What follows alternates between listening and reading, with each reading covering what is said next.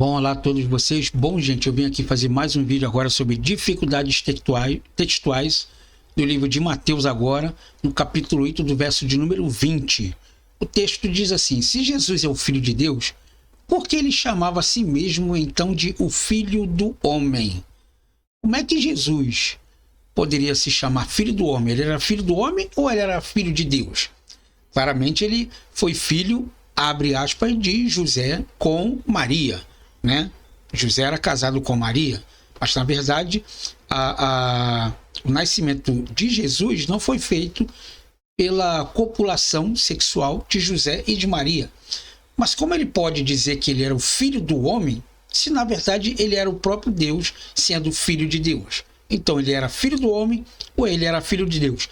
Por que Jesus, sendo filho de Deus, se dedicava a dizer que ele era o filho do homem? Fique comigo então, eu sou o professor André Marcelino e você vai saber sobre essa resposta depois da vinheta.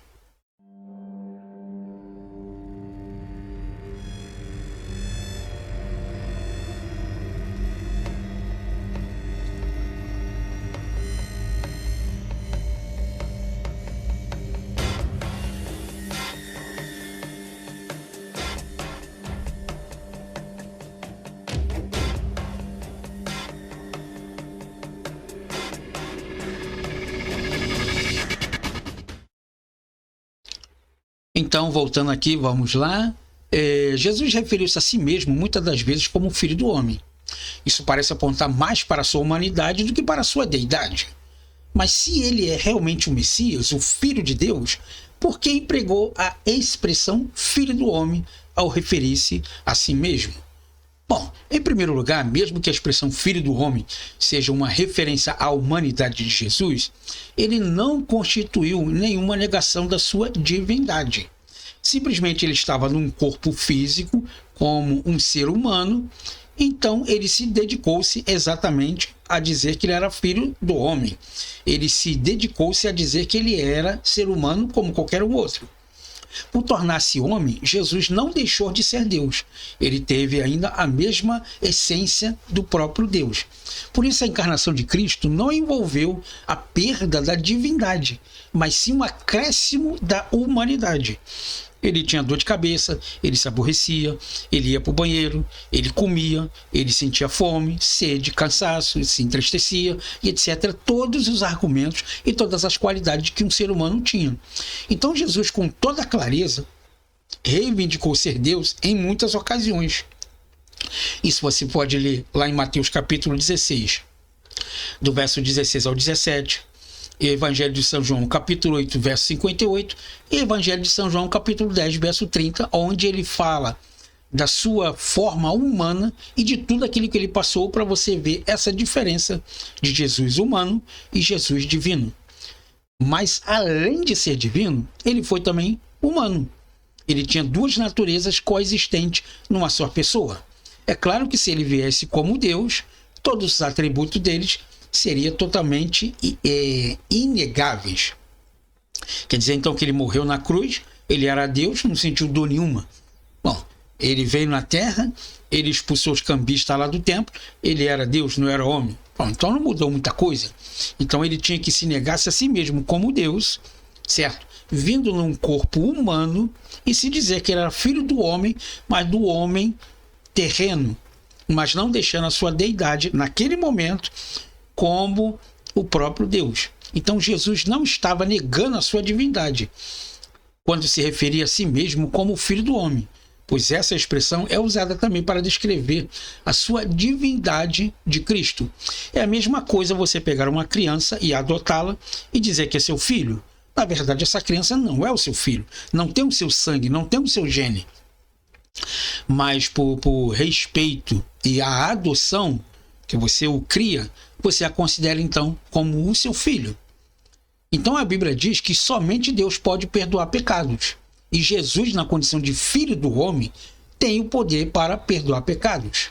De igual modo, Cristo retornará à terra como filho do homem nas nuvens da glória. Por que filho do homem? Porque ele veio para salvar o homem. E quando eu falo homem, nós estamos falando no sentido de humanidade, tá? Não é somente homem, de homem masculino, não.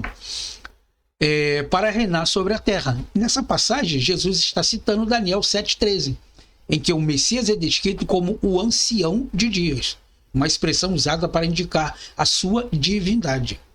Além disso, quando Jesus foi questionado pelo sumo sacerdote se ele era o Filho de Deus, ele respondeu afirmativamente, declarando que era o Filho do Homem, que viria em poder e grande glória.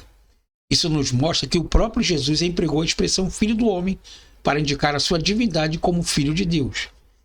Finalmente, a expressão Filho do Homem enfatiza quem Jesus é em relação à sua encarnação e à sua obra de salvação.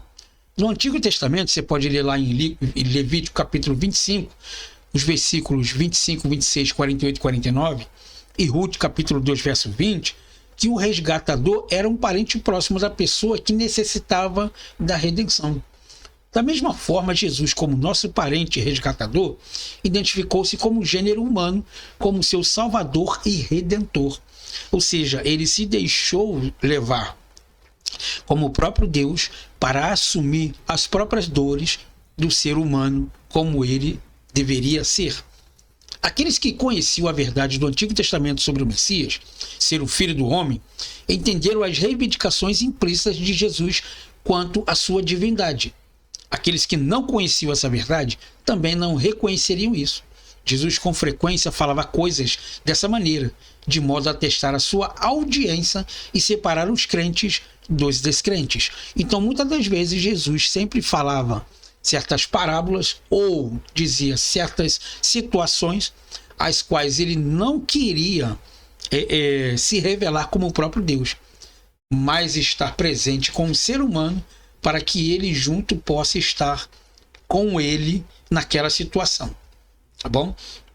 Espero que você tenha gostado desse vídeo. Obrigado por ter compartilhado junto comigo essa sabedoria, porque na verdade eu aprendo muito com vocês também, né? E deixe seu comentário ali, deixe a sua crítica, tá bom? Que eu responderei com o maior prazer. Mais uma vez, obrigado pela atenção de todos e nos vemos então na próxima aula.